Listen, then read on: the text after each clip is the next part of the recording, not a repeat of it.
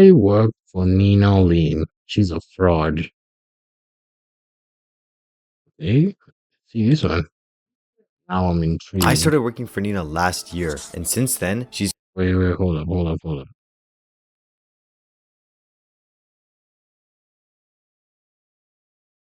gone from one of the fastest growing streamers on the platform to one of the most hated. If you thought for any reason she might be playing a character or is faking any dramatic acts for clicks on stream, I'm here to tell you that it's so much worse than you can imagine behind the scenes. What the f are you doing? To give you the full picture, before she ever ghosted me for months at a time, despite countless messages and in-person confrontations, as well as owing up to $10,000, Nina would start her career off TikTok success like many other creators. However, it was only a matter of time before she would find herself in her first couple controversies. She started off by posting TikToks like this. Oh, I'm just out here on a nice show, right?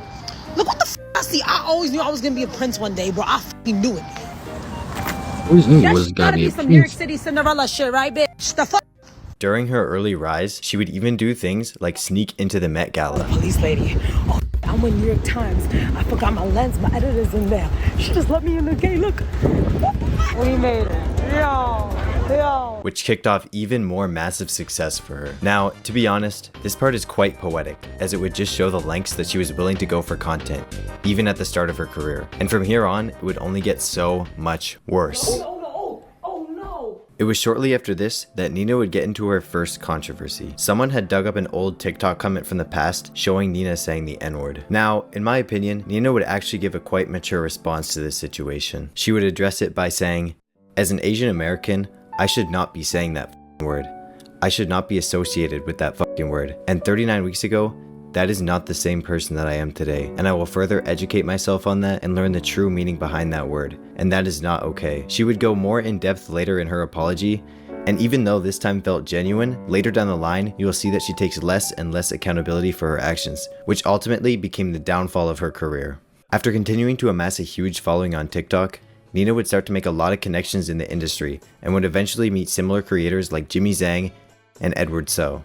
It was with these people that she would help come to form the group O3, and unfortunately for Jimmy and Edward, they wouldn't realize how much of a hassle this would be in the future. Because Nina was seen as this budding star, the group ended up encouraging her to start streaming. And to be honest, at the time, it seemed like she had the perfect personality for it. Nina lived up to this potential by exploding off the start and averaging 200 viewers, all while not knowing how to even set up a stream herself. Son Hilla is just already know. And it was in these early streams where you could literally see her getting tech support every 2 seconds, and she doesn't even know how to change scenes. It was also in this era that I was running a live channel for Jimmy Zhang, and he asked me if I wanted to run one for Nina as well. Seeing the potential that she had, I obviously said yes. Nina would appear on Juicy's Could Have Been Love shortly after this era. And her first couple streams would consist of her and the Could Have Been Love cast reacting to the episodes. I would end up posting the first reaction, and it would immediately start taking off. Wait, hold up. First couple streams would consist of her and the Could Have Been Love cast reacting to the episodes. I would end up posting the first reaction, and it would immediately start taking off.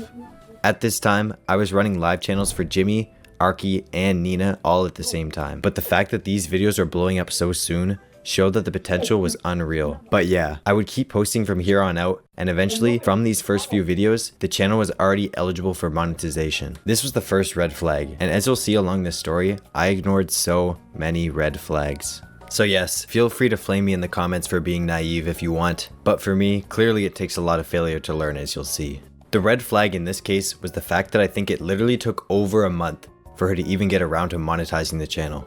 I would make group chats with her and Jimmy for her to go completely ghost in them, and she couldn't respond because she has ADHD or something. I don't know. But Jimmy would try his best to help me along this journey to get it monetized, and would ask Nina a few times for her to put in her details. Which is so crazy because she's literally the one missing out on a ton of money. Like, it's not just me. But yeah, eventually somehow I think Jimmy was able to like get her ID or something. Maybe she did it. I didn't really hear this part. But anyways, the channel got monetized. And for some reason, I trusted that the payment would just work out at the time, since I didn't really know any past controversies from her. And because I knew some of the people around her at the time who I trusted. And obviously they didn't know either. I've only had great experiences with people like Gabe and Jimmy since. Oh, and also Edward, but I wouldn't meet him till much later, and he played a big role into trying to help me get paid. But Nina just never really took it seriously. Throughout the time that I was running that channel, I would take multiple long breaks in between videos. It's because she was airing me a lot and I was starting to get skeptical about the pay. Once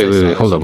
videos. It's because she was airing me a lot and I was starting to get skeptical about the pay. Once I saw that she got invited into Streamer University, I locked back in on the channel as I knew how much of an opportunity it would be for her and also me to get her a lot of extra exposure and revenue. Nina would become one of the biggest streamers in Streamer University as she had a lead up going into it, doing collabs with people like Ray. So I would post 8 videos throughout the 3 days that she was there, and they ended up doing pretty well. And if she wasn't already blowing up before this 3-day stretch, this would kickstart her career to new heights and end up boosting her to becoming one of the top streamers on Twitch because of clips like these. So you? What? You dead ass one of the most hard working females on gamers. Really? I breathe. Really? Every time I'm being honest, I'm not even lazy. You always doing something. Thank you. So that's good. Thank you. What the fuck? Thank you. Oh my god, you heard that? Her abrasive personality would clash with a lot of people at Streamer University, and she would even find herself in some small drama while she was there. You know why? No, because I asked you. I respect you. Hey, watch out. Hey, watch out. Watch out. Wait. Hands on me. I don't give a fuck. Because I need to watch out. Watch out. Oh. Shit, I don't know this clip. No, listen, I was trolling. You shouldn't even be talking about. You're not her. You're not him. I was trolling. Stop trying to act like you the bitch. Hey, yo, she apologize. Don't apologize. Let's not make it bigger. You alright? I would post a few more videos after this like a dumbass, and eventually take another break for a month. The next time I posted a video would be yet another controversy, and this would be because she got mad at a content creator for making content on stream. I'll just show you what I mean. You get a side food, and then after that some Chinese food. Listen. There's things that have to happen in life. You have to just trust me, all right? It's the whole trust exercise. No! 9!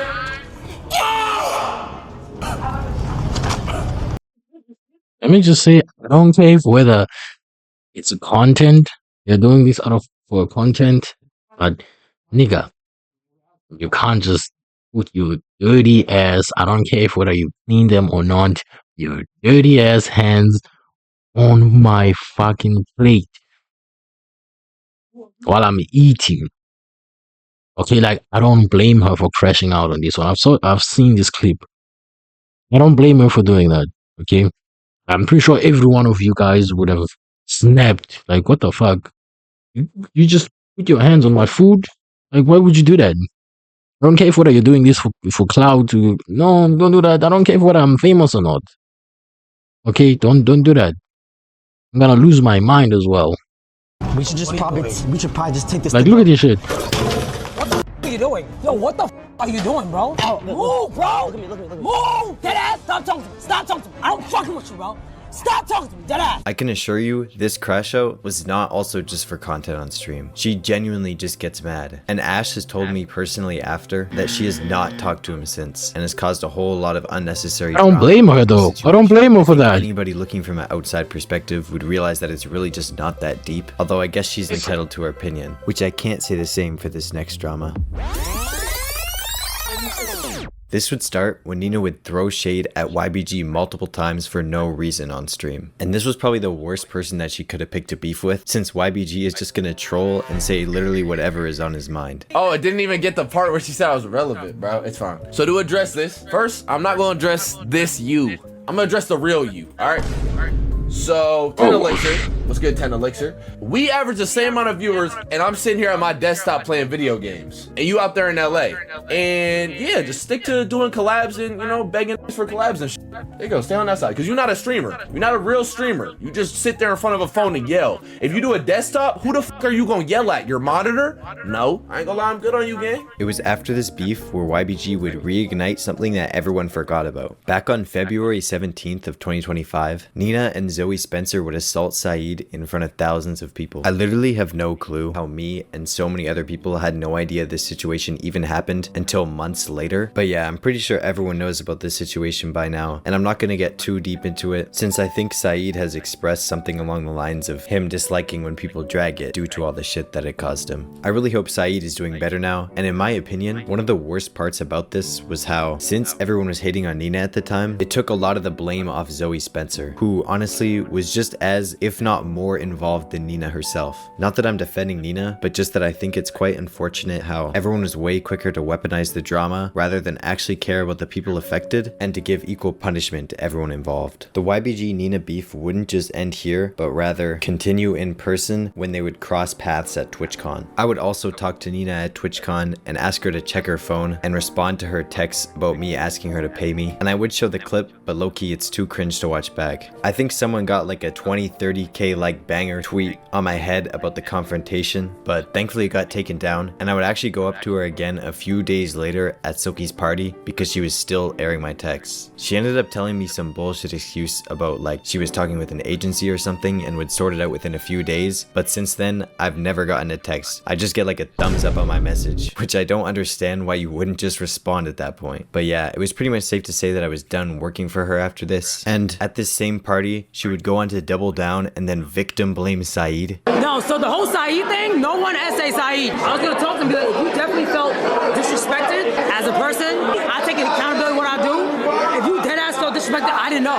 But for him to walk around and say all that crazy shit, you never think about what Saeed's thinking too though. Like, who wants to walk around being called that? That's embarrassing for him as a guy. Until she gave an actual apology a little bit later. I want to make sure he's okay with that ass. Because he's been very nice. He's always been very nice to me, you know? Who are we talking about? Guys, we're talking about Saeed.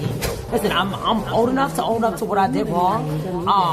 And during the situation, I genuinely 100% thought it was a joke. I just thought he was laughing, so I'm like, oh, like we all just laughing and geeking. But yeah, I see. It is wrong. It is really, really wrong. And what we did was wrong. You know, he clearly was uncomfortable with it. He was very hurt by it, so. Even though this apology might seem a little bit better, which is not saying much, since this point in classic Nina Lynn fashion, she's only gone on to make light of the situation and stand on it months later. Be yourself with a little bit PR. I'd rather go to another country. I'm gonna get PR. I'm gonna go to Puerto Rico. Twitch would actually do their job for once and give her the ban hammer, and this is how she chose to react after getting unbanned. So why you always saying to me? Stop with those. Oh shit, I can't touch you no more because I have to make a sign of NDA. Sorry, I forgot. So I'm not assaulting you. No. I am not. You consent to this. Yes. You fully am okay with this. You will not use this clip against me later in 3 months later. Never. I think it's safe to say it's like this, which is the reason for all of her old friends dropping her. I heard about the situation and then I watched the clip later on and it made my blood boil. It was so hard to watch. They've never, what? Like, this is literally why men don't come out about being assaulted. I genuinely have no idea how Nina could still see herself as in the right in this situation, but if this wasn't enough, she would keep making herself look worse and worse. Like how this video from Jimmy Zhang would resurface, W thumbnail by the way, where she would talk about her past drama and go on to explain how she would abuse her little brother for literally no reason at all. But I have relationship problems with my little brother. I've always been beat growing up, so I was never taught the right way. It was always through action. So I beat him until he was like 15 or 13, and like Child Protective Services came. Although it is sad that she had to deal with this much trauma in her early life, you would think that someone who dealt with this would be way more compassionate towards others. Disguised Toast would also add in his own perspective to the situation, and obviously it's super weird that you would do this to someone without ever even knowing them, but in my opinion, this kind of took away from the shit that happened to Saeed, and just the timing of it all, like when he decided to release the statement, was just like a little weird to me. And you could say reverse the roles and all that. I don't think the way that she was touching him was innately sexual. Obviously, I'm not defending Nina here, although I do think this part got blown out of proportion and took some of the heat off the Saeed situation. But let me know if this is a bad take, or like if I'm not taking something into account. I'm open to hearing y'all's opinions about it in the comments. Anyways, after this, some more drama would end up following her, like when she was asked to stop cursing in front of this mom and daughter. And the language that you're using in front of a 13-year-old, I don't appreciate. This is a public space. I'm gonna let you know that right now. This is a public space, you know, so. No, 100%. And I'm just letting you know that, you know, sometimes you can also ask, hey, would you like to please use normal language in front of my daughter? That would have been great too. It's like the most parent argument. I cannot. What the hell? and of course couldn't take accountability for the situation and just apologize like a normal human, or when she would steal from Target on stream, only for her to stand on it yet again a few That one was crazy. hours later. Ain't nobody missing no fucking money, bitch. Calm the fuck down. Fucking bum ass steaks. I don't give a shit. Matter of fact, put this on Twitter too. Your mom's a bitch, you was a bitch, and happy holidays. All you hoes is bitches. And when she got banned for this, she would come on live and pretend like it never happened, and even show a fake receipt that the debunker had to prove wrong. Hold on! There's more circle there! It's different! Guys, there's less! There absolutely is less though! Even into 2026, she's still been doing the same stuff, doubling down, being a nuisance, and still airing me. She also finally officially got kicked from O3 after they've been trying for months, as she's demanded a crazy amount of money from them for literally no reason. But thankfully, Jimmy and Edward are for the most part free now, and I can't wait to see what they do with O3 in the future. But yeah, let me know your thoughts in the comments. Maybe call me a dumbass for working for 8 months with no pay, and yeah, peace.